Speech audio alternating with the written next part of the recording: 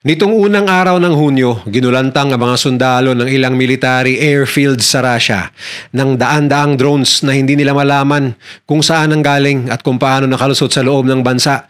Gayong pinagmamalaki nila ang mahigpit na air defense system na nagbabantay sa kanilang kalangitan. Maya-maya lang ay isa-isa nang nag-dive ang mga nasabing drone kasabay ang pagsabog ng mga pambatong eroplano ng Russian Air Force na ginagamit nila sa paghahatid ng bomba at mga reconnaissance flight paloob ng Ukraine. Kaya wala silang magawa kundi panooring maabo ang marami nilang eroplano na ayon sa estimate ay aabot sa 7 bilyong dolyar ang halaga ng mga sasakyang panghipapawid na tagumpay na pinulbos ng Ukraine. Dahil dito ay napahiya umano si Putin sa buong mundo at ayon sa ulat ay galit na galit ito ngayon sa nangyari at naghahanda na ang Russia para sa isang retaliatory attack na malaki at makapaminsala laban sa Ukraine bilang kabayaran sa mapangahas ngunit matagumpay na pag-atake nila sa loob ng Russia. Paano nga ba isinagawa ng Ukraine ang pag-ataking ito?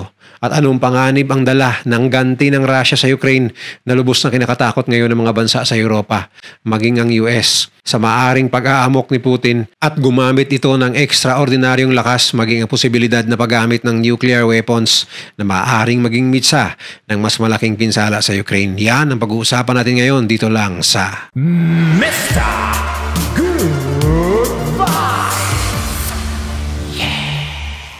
Mapangahas, henyo at matagumpay. Iilan lamang ito sa mga salitang ginamit ng mga eksperto sa ginawang opensiba ng Ukraine sa loob ng Russia. Ngunit paano nalusutan ng Ukraine ang mahigpit na seguridad ng Russian military?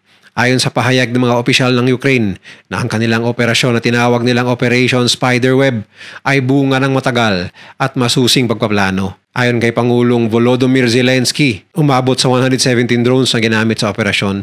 Ang mga drone na ito ay ipinuslit papasok ng Russia ng mga operatiba ng SBU o ng Ukrainian Security Service. Subalit hindi nila idinitali ang eksaktong paraan ng pagpasok nila sa mga ito sa loob ng Russia. Pagdating sa loob ng Russia, itinago ang mga drone sa mga kahoy na shed na may metal na bubong at makakapal na insulation cavities upang mahirap itong madetect kahit na mga device na ginagamit ng Russia sa pagbabantay sa kanilang mga border upang madetect ang mga bomba galing Ukraine. Ang mga kahoy umano na shed ay inilagay sa mga truck at dinala sa mga lugar na malalapit sa mga base upang doon iparada. Ayon sa mga ulat mula sa Telegram account ng Russia, ang mga truck ay binili ng isang lalaking Ukrainian na naninirahan sa Russia na yun pala ay operatiba ng SBU. Inutusan umano ng naturang Ukrainian ang 4 na driver ng truck na ihatid ang mga ito sa mga target na lokasyon. Pagkatapos ay iiwan lamang doon. Ayon sa SBU o Ukrainian Security Service, ang mga operatibang sangkot sa operasyon ay ligtas nang nakabalik sa Ukraine bago pa man magsimula ang pag-atake. Gumamit sila ng internet hubs na maaaring isang simpleng cellphone sa loob ng Russia upang malayong makontrol ang mga drone. Sinabi ng isang source mula sa programa ng drone development ng Ukraine na ang bawat FPV o first-person view drone ay inilunsad ng mabilis at sunod-sunod habang tinatarget ang bawat base. Ang komunikasyon ay maaaring dumaan sa Russian Telecommunications Network ngunit hindi ito na-detect ng Russia. Sa isang verified video na nakalap ng CNN, makikita ang 2 drones na lumilipad mula sa isang truck patungo sa Belaya Air Base. Sa video rin ay makikita ang umuusok at sumasabog ng mga eroplano ng Russian Air Force na nakaparada sa tarmac. Habang lumilipad ang ibang drones sa itaas nito, kasabay ang pagbagsak ng bomba. Isa pang video mula sa parehong lokasyon ang nagpapakita ng nasusunog na truck matapos itong sumabog, isang tila sadyang pagsira upang mapigilan ang pagkuha ng ebidensya. Iniulat ng Russian State News Agency na RIA na hinahanap na ng mga otoridad sa Irkutsk region ang isang lalaking pinaghihinalahang sangkot sa pag-atake. Subalit kung pagbabasihan ng pahayag ng Ukrainian Security Service, huli na ang lahat dahil matagal nang nakalabas ng Russia ang kanilang mga operatiba bago pa man mag-umpisa ang aktwal na pagbomba sa mga paliparan. Ang makabagong estratehiya ng Ukraine ay nagpapakita ng kakayahang malusutan ang mga depensa ng Russia kahit sa malalayong base. Habang patuloy na tumitindi ang tensyon, tila mas lumalakas ang taktikal na posisyon ng Ukraine laban sa isang mas malaking militar. Ipinahayag ni Pangulong Volodymyr Zelensky na ang matagal ng planong drone strike ay naisakatuparan matapos ang 1 taon, 6 na buwan at 9 na araw ng paghahanda. Pinuri niya ang mga miyembro ng security service ng bansa para sa kanilang henyong operasyon na nagresulta sa malaking pinsala sa kalaban. Sa kabilang banda, ipinagkibit-balikat lamang ng Russia ang nasabing insidente at sinabing napigilan ang ilang pag-atake sa mga rehiyon ng Ivanovo, Ryazan at Amur. Gayunpaman, inamin nilang nagkaroon ng sunog sa ilang eroplano sa Murmansk at Irkutsk airfields na agad namang naapula. Wala raw nasawi sa insidente ayon sa kanila. Subalit hindi lahat ay naniniwala sa pahayag ng Moscow. Ang tanyag na Russian military blog na Rybar ay tumuligsa sa insidente. Sinasabing ito ay isang trahedya para sa buong Russian air fleet at resulta ng kapabayaan. Ayon sa security service ng Ukraine na SBU, ang mga pag-atake ay nagdulot ng tinatayang $7 bilyong na pinsala at naapektuhan ang 34% ng mga strategic cruise missile carrier ng Russia. Iniulat din nila na nasa 41 long-range bomber jets ang nawasak sa drone assault na nakaparada sa mga pangunahing airbase ng Russia gamit ang mahigit 100 drones. Kung totoo ang pahayag na ito, paniguradong nagbago na ang dynamics ng digmaan. Murang teknolohiya laban sa mga mahal, subalit limitadong kagamitang pandigma ng Russia. Ayon sa ulat, tinatayang nasa 20 na lamang na Tu-95 propeller-driven bombers at 60 supersonic Tu-22M3 bombers ang operational ng Russia bago pa man ang insidente. At lalo lamang itong nabawasan matapos ang Operation Spiderweb ng Ukraine. Ang tagumpay ng Ukraine ay nagbigay ng pansamantalang ginhawa matapos ang walang tigil na pagsagip sa mga biktima ng mga pag-atake ng missiles at drones ng Russia nitong nakaraang linggo lamang. Bukod dito, ipinakita ng operasyon ang kakayahan ng Ukraine sa teknolohiya, matibay na intelligence operations at matapang ng mga operatiba upang isagawa ang delikadong misyon at upang baligtarin ang sitwasyon ng digmaan na tila pabor palagi sa Russia. Sa kabila ng napakalaking sukat at lakas ng militar ng Russia, pinatunayan ng Ukraine na ang mga targeted, well-planned at maliliit na pag-atake ay maaaring makakapagbagsak ng mas malalaking plano ng Russia laban sa kanila. Mula sa pagkasira ng mga supply line ng Russia noong 2022 at ang pag-atake nila sa Kerch Strait Bridge noong 2023 na nagkukonekta ng Crimea sa Russia hanggang sa kamakailang drone strike ay paulit-ulit na ipinapakita ng Ukraine ang kahinaan ng makinaryang pandigma ng Russia. Nagdulot ito ng malubhang epekto sa pagmamalaki at tiwala ng militar ng Russia. Ayon sa mga eksperto, bagamat sinusubukang ikubli ng Kremlin ang insidente gamit ang kontrolado nitong media, hindi na nito mababago ang katotohanan na nalalantad ang mga limitasyon ng kanilang kakayahan sa buong mundo. Naganap ang opensibang ito isang araw bago ang nakatakdang usapang pangkapayapaan sa pagitan ng Ukraine at Russia nitong Lunes lamang. Kaya ito umano ay nanganganib na walang kapupuntahan at magiging komplikado dala ng pag-atake. Habang naghihintay ang mundo sa resulta ng peace talks ng dalawang bansa, malinaw na ang mga tensyon nitong linggo lamang at nakaraang linggo ay lalong tumitindi. Ang pag-ataking ito ng Ukraine laban sa mga base militar ng Russia ay itinuturing na isang malaking kahihiyan para kay Pangulong Vladimir Putin. Ayon sa mga eksperto, ang naturang insidente ay nagpakita ng totoong kahinaan ng puwersa ng Russia na walang kakayahang ipagtanggol ang loob ng kanilang bansa laban sa mga unconventional na pamamaraan ng pag-atake gamit ang mga drone na pinalipad galing mismo sa loob ng bansa. Ayon kay Sven Biskop, direktor ng Egmont Institute sa Brussels, Belgium, sa panahon na iniisip ni Putin na nananalo na siya sa digmaan, ipinapakita ng pangyayaring ito na lubhang mahina ang kanyang mga puwersa. Idinagdag niya na bagamat maaaring hindi nito tuluyang baguhin ang takbo ng digmaan, malinaw na isa itong malaking moral booster sa panig ng Ukraine at sampal sa puwersa ni Putin. Dagdag pa ni Biskop, lubos na kahanga-hanga na ang isang malaking bahagi ng Russian Air Force na ginagamit nila sa mga bombing operation kontra Ukraine ay nasira ng ganon-ganon na lamang. Ang mga pagsalakay ng Ukraine ay nakatuon talaga sa mga target na maaring magdulot ng malaking epekto dahil ang kanilang tinarget ay mga eroplanong ginagamit ng Russia sa araw-araw na pag-atake sa mga sibilyan ng Ukraine. Ayon sa ibang opisyal ng British military, ang pag-atake ay isang nakakamanghang tagumpay para sa Ukraine. At nai-imagine na lang nila kung gaano kagalit ngayon si Vladimir Putin dahil sa nangyari.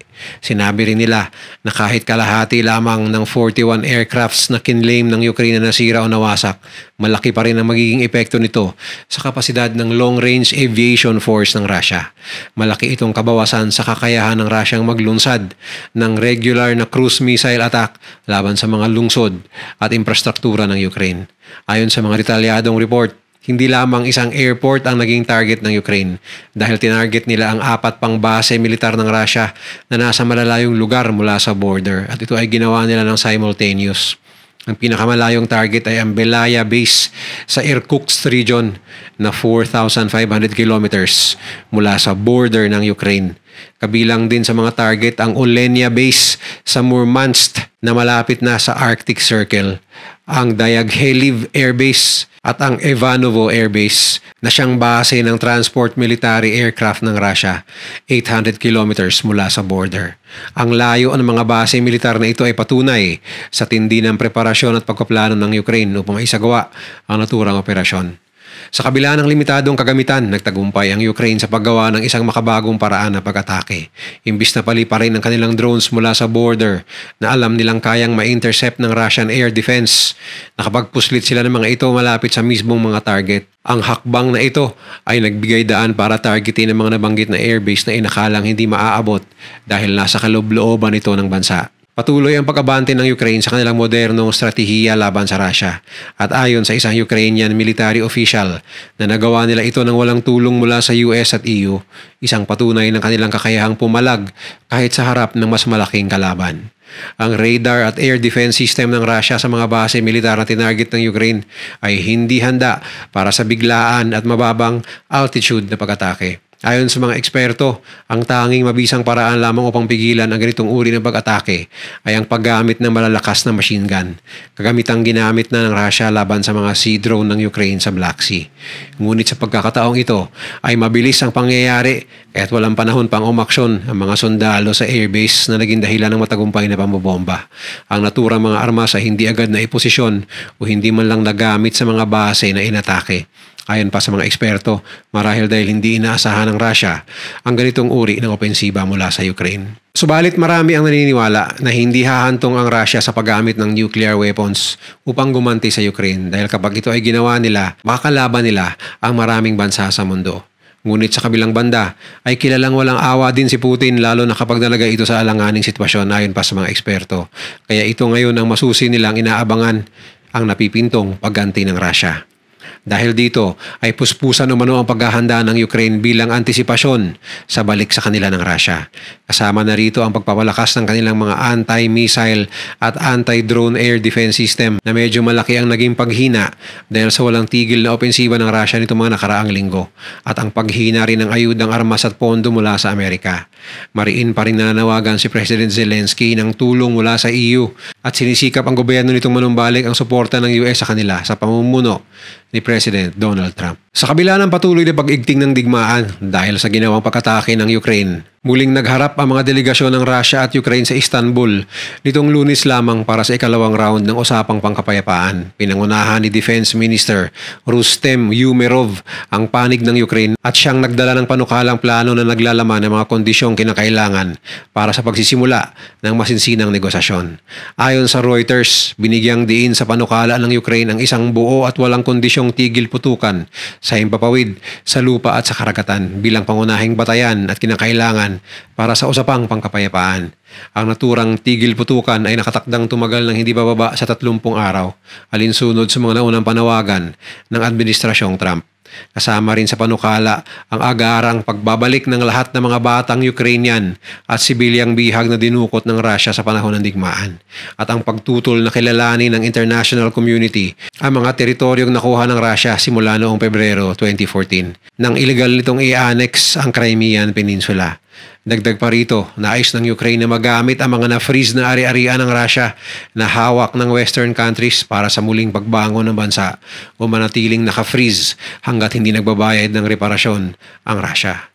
Samantala, hindi naglabas ng anumang bagong kondisyon o panukala ang Moscow bago ang ikalawang round ng usapan nitong Lunes. Patuloy na iginigiit ng pamahalaan ni Pangulong Putin na tanging ang pagtatalakay sa ugat ng hidwaan na tinutukoy nito bilang ambisyon ng NATO na palawakin ang impluensya sa buong Europa at ang pagtatanggol sa mga Russian-speaking na mamamayan sa silangang Ukraine. Ang mga kondisyon lamang na ito ang makakapagtigil sa digmaan ayon pa kay Putin. Hindi rin nire-recognize ng Russia ang pagiging lehitimo ni Pangulong Volodymyr Zelensky bilang leader ng Ukraine at tinawag itong maka-NATO at maka-Europe. Sa kabila ng mga hamon ni Zelensky para sa direktang pag-uusap, patuloy na tinatanggihan ni Putin ang ideya ng personal na pakikipagkita sa kanyang katapat. Ang resulta ng mga usapan ay nanatiling hindi tiyak, ngunit ang mga panukalang ito ay naglalayong magbigay ng bagong daan tungo sa kapayapaan sa kabila ng umiiral na tensyon. Kaya sana lamang ay umusad na ang peace talk sa pagitan ng dalawang panig, alang-alang sa mga sibilyan ng dalawang bansa na karamihan ay ayaw naman talaga ng digmaan, kundi lamang dahil sa iilan nilang mga leader naghahaman sa kapangyarihan. Kung nagustuhan mo ang video na to, share mo naman sa iba at mag-subscribe ka na rin. Panoorin mo na rin yung mga videos na nasa kanan para lalo pang maubos ang oras mo.